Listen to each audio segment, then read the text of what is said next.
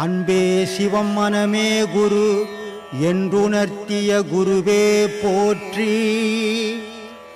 சத்தும் சித்தும் எதுவென்று உணர்த்திய குருவே போற்றி.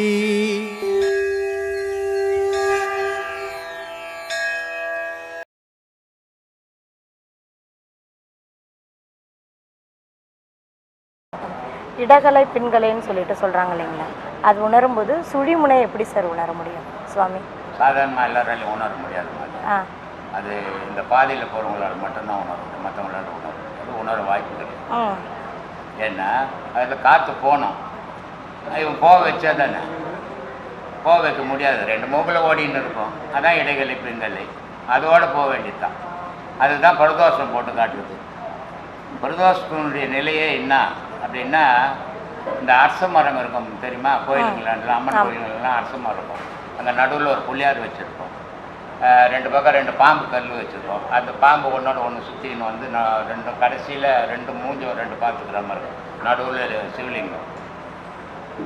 அந்த இடைகளை பிங்களை ஒன்று சேரும்போது கடவுளாக நீ சிவமாக மாறுவேன்றதுக்கு தான் அது அடையாளம். ஆனால் அது வழி தெரியாதமெல்லாம் பண்ண முடியாது. சாதாரண மனுஷனுக்கு மூக்கில் ரெண்டு மூக்கில் இந்த மூக்கில் ஒரு அவர் போவோம், அந்த மூக்கில் ஒரு அவர் போவோம், அதான் மனுஷன். இந்த பக்கம் போன மூச்சு உடம்பு சூடு ஏற்றும், அந்த சூட்டை மிதப்படுத்தும் இந்த பக்கம் போகிற சந்திரகலை மூச்சு. இவ்வளோதான் சூரியகலை சந்திரகலை தான் இடைகலை பிங்கலை. சுரமுனைக்கிட்ட எல்லாம் அதெல்லாம் ஞான விஷயம், அதில் தேவையற்ற விஷயம், அதெல்லாம் மீடியாவில் சொல்லின்னு இருக்கக்கூடாது. இப்போ வந்து புராணங்களையும் ஆன்மீகத்திலையும் அசரீரி குரல் வந்து கேட்குதுன்னு சொல்கிறாங்க, அது எந்த அளவு உண்மை? அது மூளையில் இருக்கிற நரம்பு வீக் ஆச்சுன்னா அசரீரி குரல் கேட்கும். மூளையில் கோடிக்கணக்கான நரம்புகள் ஓடிங்குதுமா. அது வந்து ஒரு கெட்டி பொருளும் கிடையாது, ஒரு தண்ணி பொருளும் கிடையாது இல்லையா, ஒரு மிதமான பொருள் அது. ஆனால் அதில் ஆயிரக்கணக்கான நரம்புகள் ஓடுது. ஏதாவது ஒரு நரம்புகள் விண்ணமாக இருந்ததுன்னா அது அசரீரி கேட்கும். அது ஏதாவது பைத்தியம் இல்லையா, தெருவில் பைத்தியம் சுற்றுறான்ல, நல்லா அப்பா அம்மா கிட்ட பிறந்தான், நல்லா தான் வளர்ந்தான். திடீர்னு பார்த்தா வீடு தெரியல, வாசல் தெரியல, எல்லாம் தெரியல, எத்தையோ நம்ம பேசின்னு போகிறோம். அது மூளை பாதிச்சது தான். மூளை பாதிச்சது. இந்த தண்ணி அடிப்பான், கொஞ்சமாக தண்ணி அடிக்கிற வரைக்கும் ஒன்றும் பண்ணாது. ஓவராக இவன் குடியே வாழ்க்கை, நான் உனக்கு கை காலெலாம் நடுக்க ஆரம்பிச்சிடும். அவன் குடி இல்லைன்னா பயந்துக்கு உட்காந்துப்பான், யாரோ வெட்டுற மாதிரி குத்துற மாதிரி அவனுக்கு தெரியும், ஆனால் அடுத்தவனுக்கு தெரியாது. இது என்ன காரணம்னா, எந்த ஒரு செயலுமே மூளையிலேருந்து இயங்குது. மூளையை இயக்கத்துக்கு ஆன்மா போகணும். என்கிட்ட ஒரு நண்பர் கேட்டார், நம்ம சீடர் தான், குரு இந்த மாதிரி விஞ்ஞானம் சொல்லுது மனிதனுடைய இயக்கத்துக்கு எல்லாத்துக்கும் அடிப்படை காரணமே மூளை தான் அப்படின்னு சொல்லி. நான் போகிறேன், திடீர்னு அவர் கேட்டார். நான் சொன்னேன், ஆமாப்பா மூளை தான் காரணம்னா செத்து போன அந்த எல்லாம் மூளையாப்பா எடுத்துட்டாங்க. ஒன்று செத்து போன அந்த எல்லாம் மூளை அப்படி தானே இருக்குது, ஏங்க இல்லையா? மூளையை இயக்கத்துக்கு ஒரு பொருள் ஒன்று, அது பேர் தான் ஆன்மா இல்லையா? இப்போ அங்கே டிரான்ஸ்ஃபார்மர் வச்சுக்கிறாங்க, இந்த டிரான்ஸ்ஃபார்மர் மாதிரி மூளை. ஆனால் டிரான்ஸ்ஃபார்மர் கரண்ட் வரணும், எங்கேருந்து வரணும்? மேட்டூர்லேருந்து வரணும். மேட்டூர் இதுதான் அனல் மின் நிலையம் தான் ஆன்மா மாதிரி. அங்கே வரலன்னா இங்கே எங்கேயும் கரண்ட் வராது இல்லை. அந்த மாதிரி மனித உடலில் இயக்கிறது மூளை, மூளையை இயக்கிறது ஆன்மா. ஆன்மா இயக்கலைன்னா மூளை செயல் இருந்து போயிடும். அதனால செத்து வந்தாலெல்லாம் மூளை இருக்கும், ஆனால் இயங்காது. உணர்ச்சியும் இருக்காது, உணர்வும் இருக்காது, உறவும் இருக்காது. அதனால எல்லாத்துக்கும் பேஸ் அடிப்படை மனிதனுடைய இயக்கம், ஜீவராசிகளுடைய இயக்கத்துக்கு ஆன்மா தான் அடிப்படை. இங்கே கடவுள் என்ற பேச்சுக்கே இடம் கிடையாது. யாரையாவது கடவுள் செத்து போடணும் வந்து காப்பாற்றிக்கிறாரா எங்கன்னா? இல்லை சாமி. அப்புறம் கடவுள் என்னத்துக்கங்க சொல்லுமா? நம்ம யோசித்து பார்க்கணும். கடவுள் வந்தார், காப்பாற்றினார், போனார், கதையெல்லாம் சொல்லிருப்பான். ஒன்று எந்த கடவுளையும் எவனையும் காப்பாற்றுறது கிடையாது. இவனுக்குள்ள இருக்கிற கடவுள் தான் இவனை காப்பாற்றிருப்பான். அதனால தான் நான் சொல்லுவேன், உனக்குள்ள கடவுளுக்கு அதை தேடுன்றது. சாமி மூச்சை கவனிக்கணும்னு சொன்னீங்க. மூச்சை கவனிச்சா தான் மனம் அடங்கிடுதா சாமி? அப்புறம் எப்படி மூச்சை நீங்கள் கவனிக்கக்கூடாது, அது பாட்டில் எண்ணம் வந்தால் வந்துட்டு போகுது அப்படிங்கிறீங்க. ஆனால் மூச்சை கவனிக்கணுங்கிறீங்க. மூச்சை கவனிக்கும் போது மனம் எங்கே இருக்குன்னு தெரியும். சொன்னது மூச்சை கவனிக்கக்கூடாது இல்லை சாமி, மூச்சை மட்டும்தான் கவனிக்கணும். வரக்கூடிய எண்ணங்களை மேலே நீங்கள் போகாதீங்க. உடம்புல 1000 விஷயங்கள் நடக்கும், எதுவுமே நமக்கு முக்கியம் இல்லை. புரியுதுங்களா? நம்மளுடைய நோக்கம் என்ன? நம்மளை காப்பாற்றக்கூடிய ஒரே பொருள் இந்த மூச்சு தான். இந்த மூச்சின்னு ஒன்று இல்லைன்னா எனக்கும் இறைவனுக்கும் சம்மந்தம் இல்லாமல் ஆகிடும். நான் இறைவனை பற்றி பேசுகிறேன், இறைவனை பற்றி சிந்திக்கிறேன், எதோட துணை கொண்டு சிந்திக்கிறேன்? இந்த மூச்சு துணை கொண்டு தான். நான் மனுஷனாக வாழ்றதுக்கு காரணமாக இந்த மூச்சு தான். நான் மகான ஆகிறதுக்கு காரணமாக இருக்க போது இந்த மூச்சு தான். இந்த மூச்சு தான் எல்லாத்துக்கும் அடிப்படை.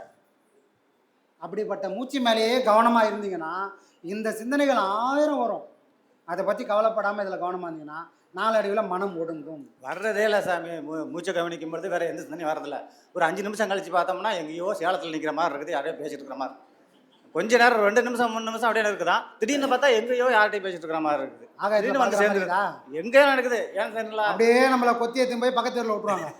சாமி இந்த எண்ணங்கள்லாம் பார்த்துக்கணும். இந்த எண்ணங்கள்லாம் எப்படி வருது சாமி? நம்ம பார்த்தது, பிடிச்சது, கேட்டது, வந்தது இதெல்லாம் தான் உள்ள போட்டு வச்சுக்கிறோம் சாமி, போட்டு வச்சுக்கிறோம். ஏன்னா இப்போ நம்ம செவ்வாய்க்கிரகத்தை பற்றி நம்ம யாரும் ஒன்றும் கேட்டதில் போனதில்லை, அதை பற்றி யாருக்கும் வர்றது கிடையாது. அப்போ நம்ம பழகினது தான் வருது இல்லைங்களா? அதனால இப்போ மூச்சை கவனிக்கும் பொழுது அதெல்லாம் வர்றதில்லை.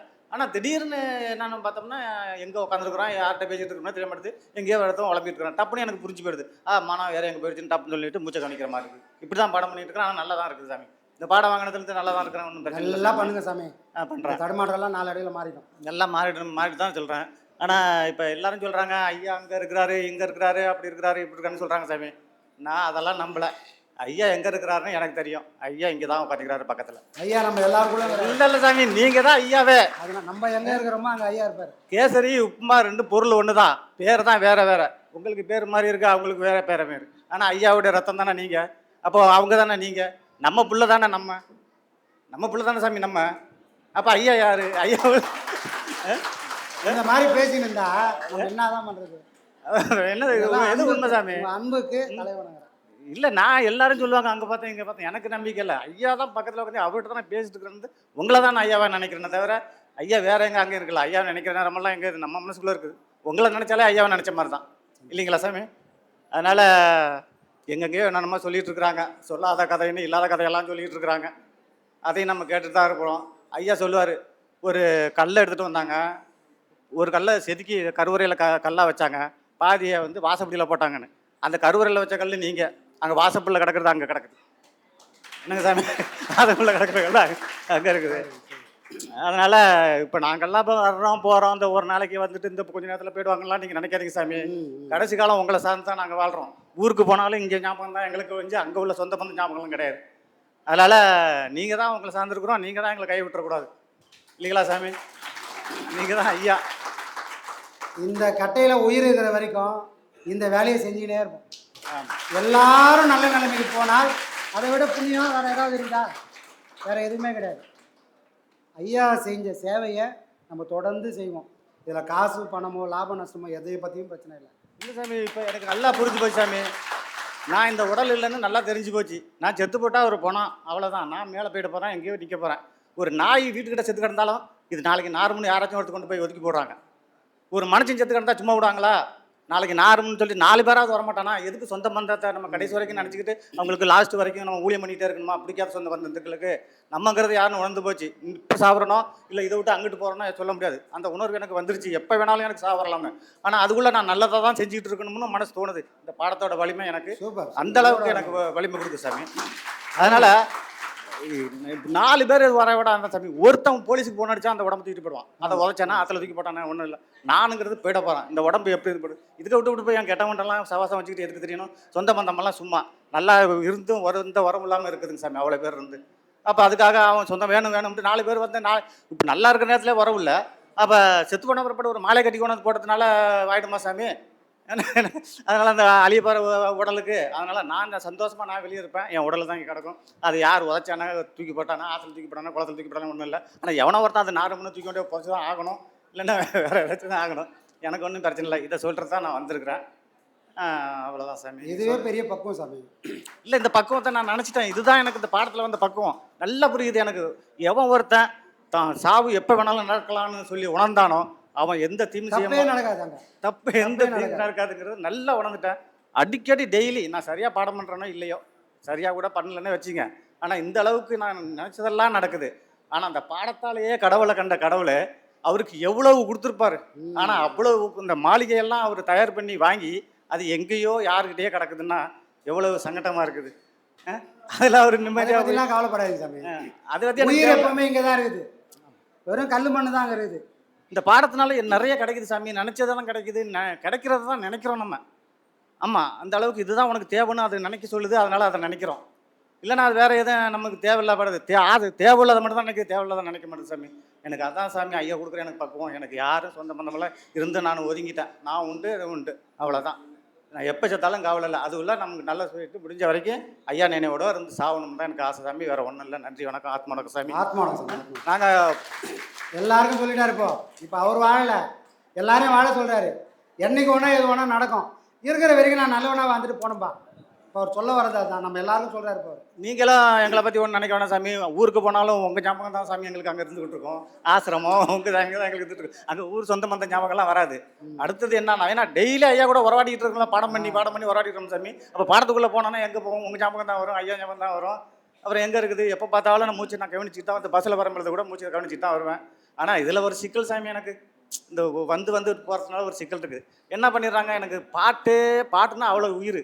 இப்போ பாட்டுனா பிடிக்க மாட்டேன் சாமி. ரெண்டாவது சவுண்டை வச்சு விட்றானுங்க பஸ்ஸில். உட்காந்துட்டு கேட்கறதுக்கு பைத்தியம் முடிஞ்சுது. சரின்ட்டு சரி இந்த பஸ்ஸில் போனால் பாட்டு போடுவான்னு சொல்லிவிட்டு லேட் பண்ணுவோம் அப்படின்ட்டு வேறு பஸ்ஸில் போனோம்னா அவன் கொஞ்ச நேரம் கம்முன்னு வந்துட்டு பாதி தூரம் வந்தோடனே பாட்டை போட்டுருவான். பைத்தியம் மாற்றுறாங்க. ஆமாம், அது மாதிரி இருக்குது சாமி. சரி, ஆத்மா வணக்கம் சாமி. மற்றவங்களும் பேசணும். நன்றி, வணக்கம் சாமி.